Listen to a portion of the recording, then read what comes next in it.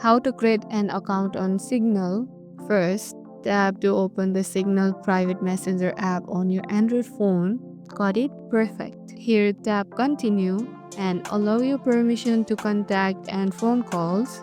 Signal works with your phone number. Type in your phone number and tap next. Make sure it's the number you actually use. Signal use this to connect you with your friends securely. You will get a verification code. Enter your verification code. This helps keep your account safe and let you restore your information if you switch devices. Signal will ask you to create a PIN. This helps keep your account safe and let you restore your information if you switch device. Choose something you can remember but other won't guess. And that's it. Your Signal account is ready. Tap the pencil icon to start a chat and send your first secure message.